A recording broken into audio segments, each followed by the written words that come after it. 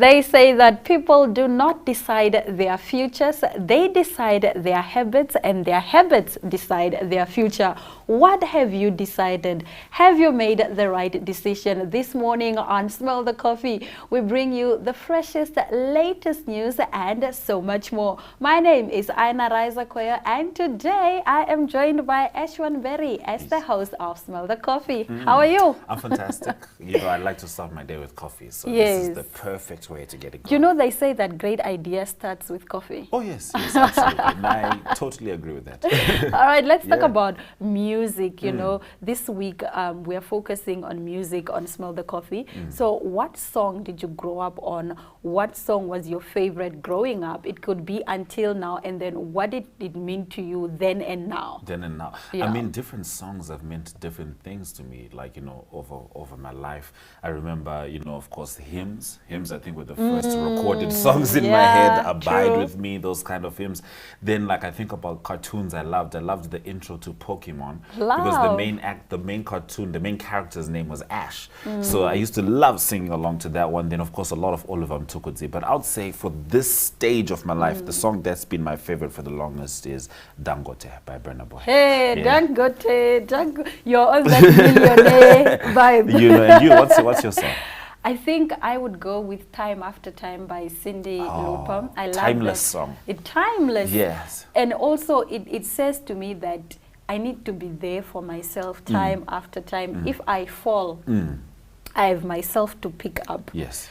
If I do anything, it's all on me. It's all up to me to pick myself up and continue moving. That's why I like it so much, because it says time after You time. find me, so you find yourself Yes. time after time. I You like don't tire, you don't get tired, you Yes. don't get weary of doing good for Yeah. yourself and others. It's time after time. Time after time. You I like continue. I love that. Now, after the break, we will be bringing you news from the Super Bowl, what has been happening in the SA music industry, and so much more. Stay with us. Africa Good Morning is a current affairs program that brings you the latest from Southern Africa and beyond. News, economics, sport, weather, interviews, and so much more. For any advertising or news-related queries, contact AGM at synergy.com.na. Africa Good Morning, bringing Africa to you.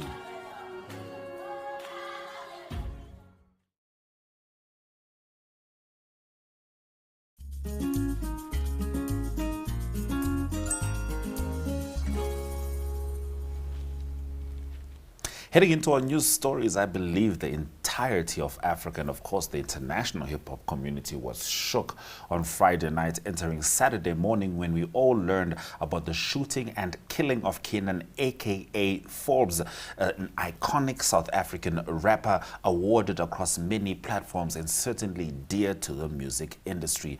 So many questions surrounding this man's killing. He was shot point blank. It was certainly, without a doubt, something that seemed planned, but definitely something unfortunate. A lot of people have been pouring out their messages to his daughter, Cairo, to his family. And of course, I was checking out the DJ Zinhle's reel. They have a child together, Cairo. She was also honoring their relationship. It's truly tragic. And truly tragic. And you know, Al Jazeera was saying that in the last 3 months, several artists have been killed, not died, have been killed in Durban. Oh, in Durban specifically, yes. So one wonders what's happening. Of course, South Africa has one of the most striking murder rates in the world, one of the most striking crime rates in the world. Of course, this permeates from that. And I think one of the reasons I saw that, you know, we've gotten so used to the violence was that no one was really having a conversation about the killer. The conversation was about who could have said who, what not, or what AKA may or may not have done. And that's what was so interesting to me, because it's so normalized for us to completely perceive that someone can be heartless enough to go and shoot and kill someone. Like, that role is subscribed in society, in South African society. So it's really scary for South Africa, and I can imagine it's very scary for the artists themselves, especially if they're traveling to Durban. And I really hope that it doesn't like stoke any potential gang wars. It's not to say that AKA himself was a gangster, but he was held dear but by people he who was come from loved by many. all communities, Yeah. you know, and some people might feel some retribution is due. I just send my heartfelt prayers to the family, His to the daughter. fans, and to everyone, you know, his colleagues, industry mates, and everyone who loved AKA. It's sad to see a man die like that. Truly, but And a young man. Truly, but I have to say though, these are the moments I'm grateful he wasn't an accountant or a lawyer. Why? Because he's an artist, and art lives forever. And that's Yes. the beauty of it all, that we can hold on to everything that we did and do love about AKA. And you know, people are going to speculate, investigations are going to continue, but at the bottom line, it's that Africa lost one of its. And speaking of, you know, music and legacy, AKA's new album is up for pre-recorder, Yes. for pre-order rather. Yes. So you can go to AKA's Instagram. Mass and Country, I think yes, it's called. Mass Country. Buy his music, man. Let the family, you know, at Yes, least yes, definitely benefit have from his something, work. benefit from his work. Yeah. Now we move over to our next story, still continuing with the music. Rihanna shined bright like a diamond at the Super Bowl halftime show. She performed well-known hits like We Found Love, Where Have You Been, Diamonds, and Work. On Sunday's episode of I Had of the NFL's The Process with Nate Barcelona podcast, Rihanna admitted that she studied the caffeine singer post-Super Bowl halftime show performance to prepare for her own. I watched Beyonce's halftime performance a couple of times. She's a beast and a whole other level. Just to be inspired, really, the Grammy winner, who's 34, told the podcast. But what is the next? But what was the biggest reveal of the Super Bowl is that Rihanna is expecting a baby number 2, and the singer flaunted a baby bump on stage, as you can see. Okay, girl. I love that this was like a big opportunity for her. It's her first time at the Super Bowl. 7 years since she Yes. last took the stage. And also, you know, it's this moment where she's announcing to the world and her fans. It's a big moment for her family. So I love that for her. I hear she did amazing. So Yeah, she did well. I mean, amazing is a, it's a big word. I mean, look, she did mention Beyonce. What we saw with Beyonce, she was dancing on stage. She was doing a lot. And of course, Rihanna was pregnant, which is great. It's nice to know that Rihanna wasn't alone on stage. It's good to know she had company there with her. But performance-wise, she sang well. She's not a performer.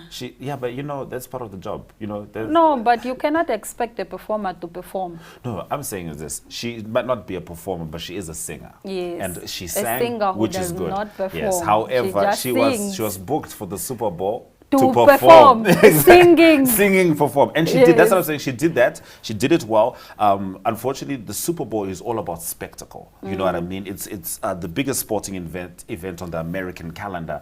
And so I thought it was a really good performance. I'm not knocking it by any chance, but definitely not part of the top 3 Super Bowl performances I've seen. Who Not would you anywhere say close. is part of the top 3? Easy, Beyonce, Bruno Mars, Coldplay. Wow. Yes, and that's not even talking Where about is Eminem Bruno with Mars? 50 Is Cent. Bruno Mars still around? Does he still make music? Can that one stop? And I'm sure he'll come around. It's Valentine's Day. He's around the corner.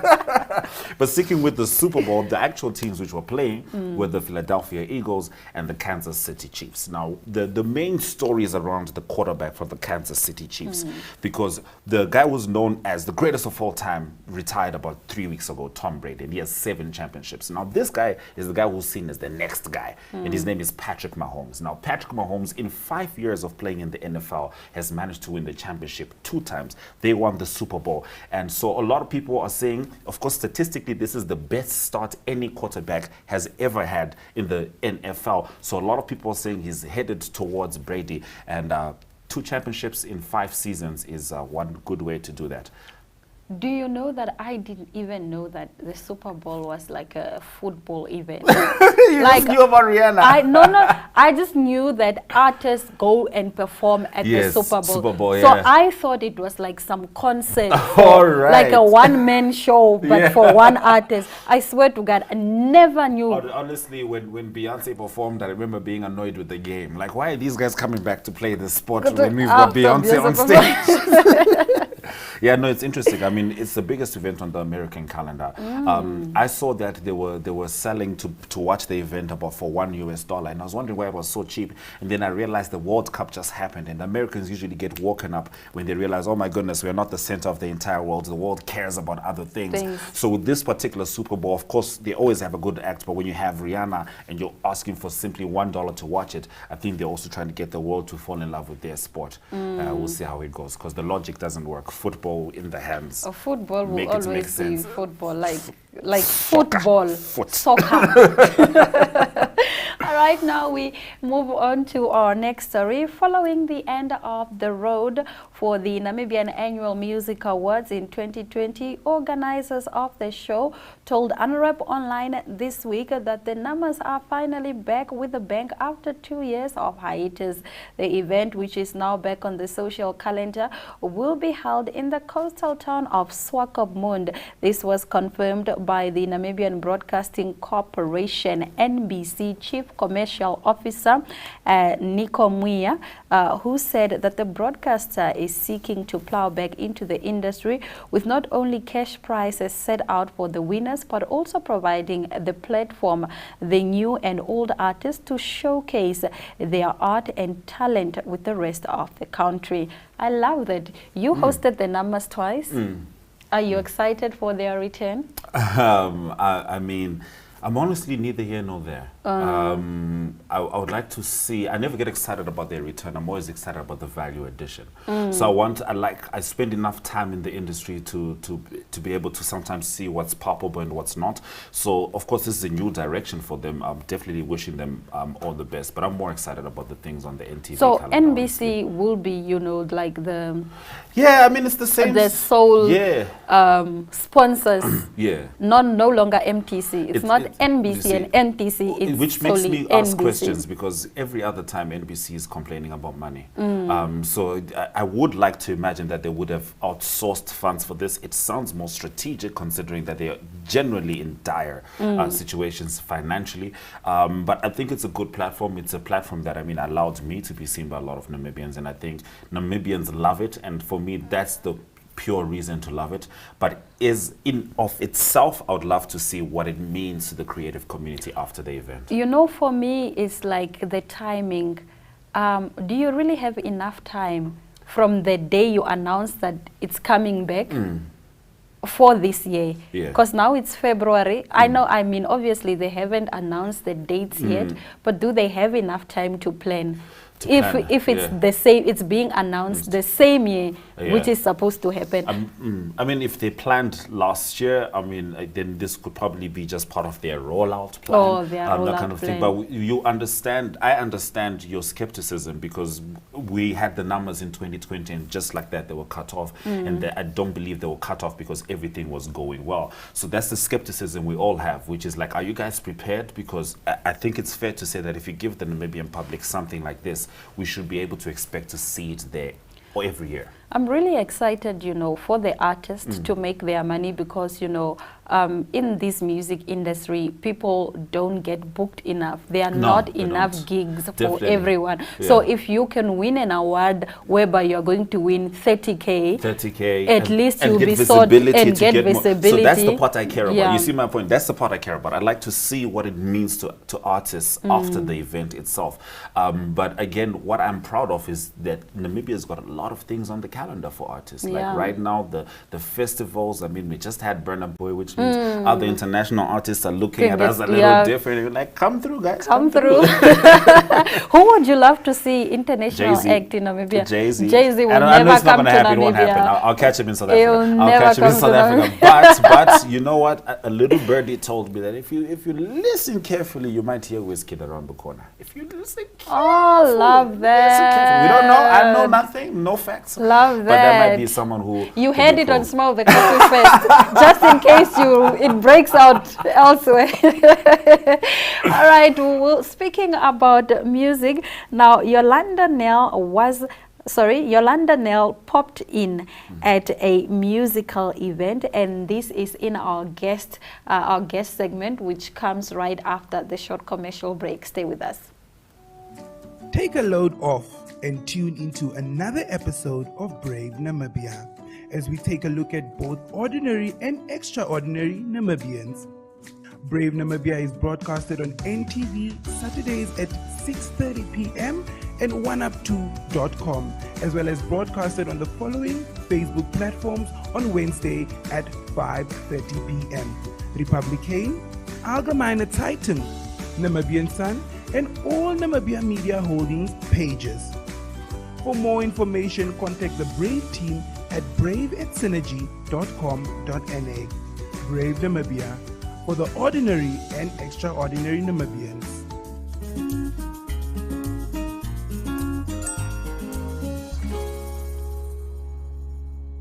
Today we are at the Bell House Gallery, and Trevor Knott just launched his exhibition Homage to Earth on Thursday evening. We are speaking to co-owner Andrea. Can you tell us a little bit more about this gallery? Well, the Bell House Gallery is more or less a place for creatives to show their works. So be it sculptures or fine arts or even book launches, it's a place where we want to enhance the creativity of the people that live here. So that's why we enjoy showing all things creative, and we started last year in March, and it's been very, very great with regards to people visiting and coming here, and it's also an upliftment for the area here, the Groenekranz area. This is your first exhibition. How are you feeling? I'm feeling great. It was a fantastic experience, you know, never done one before. It was a nice focus, where you focus on something, doing a bit something creative, and there's an end point.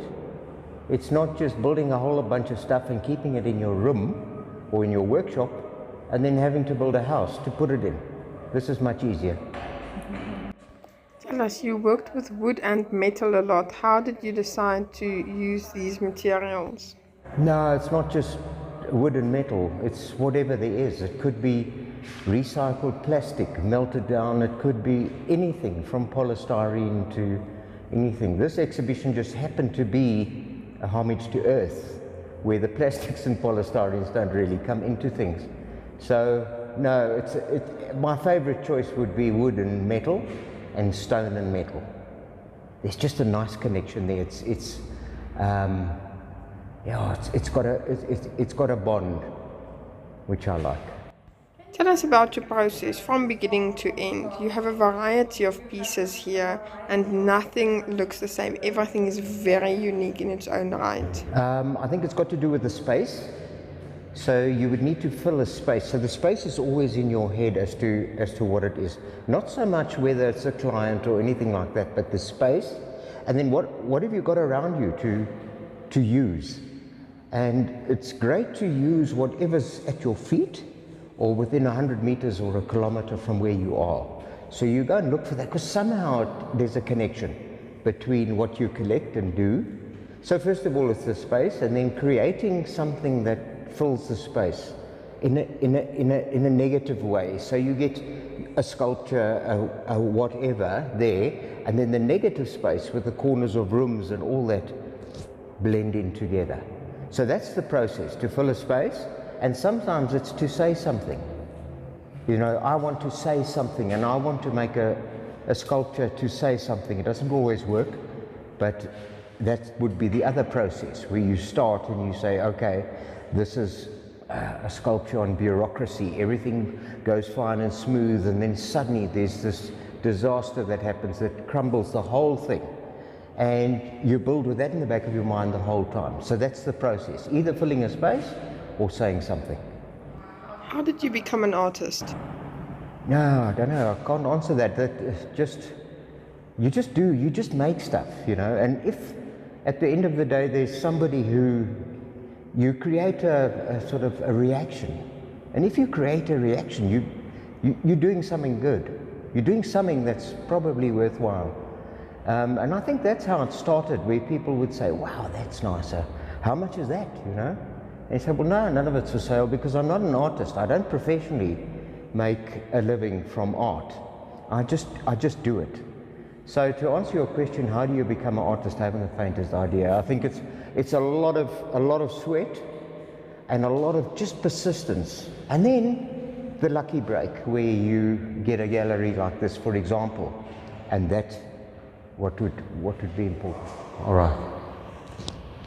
This piece I've titled A Circle of Life because it's clearly, you know, a circle, and your life is made up of events, and every single event is different, and they make up this whole circle of life. Some people have a small circle, they don't go beyond their comfort zone, they don't do anything.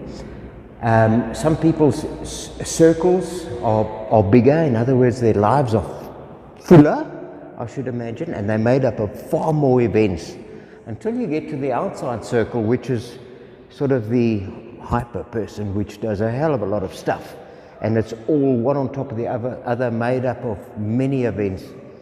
And then life itself, it suddenly gets a curveball, and then suddenly your whole orbit would be changed by one movement like that, where your circle, the orbit is changed in relation to the others, and it's like a huge event where all your little events are then put into another orbit, so the whole sculpture can change to whatever it needs to look like in the end, so it can do whatever. But that is the philosophy of what life is probably about. It's about all these little events, little lives, big lives, and then suddenly you can get chucked out of orbit, and you are then sort of, yeah, it's a curveball. Thank you so much. Okay.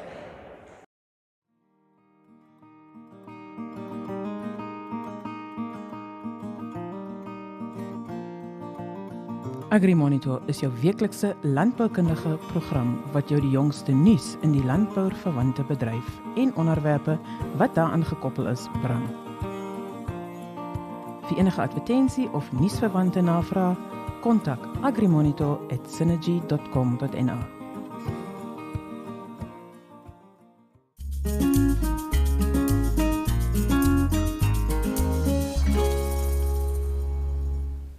Alrighty, that was Yolanda Nels at the Ballhouse Gallery, and talks to owner Andrea Benson, the artist Trevor Knott, about his first exhibition at Homage to Earth. I love that. Homage to Earth, yeah. So very earthy. Very earthy. You can even see with the exhibition itself. I think we should check out this exhibition. Oh, definitely. It's really giving what it's supposed to give. And you know, that's what's needed right now when we have so much to complain about. Homage to Earth is just being grateful that we can live life on this planet. Yeah. And you know, do not forget that we are running our fantastic Valentine's competition. What we are asking you is, what do you love the most about being single? You. You. I'm not single. Are you single? I am single, but I'm not allowed to, you know, participate in this so competition. So you must speak for Aina. Why?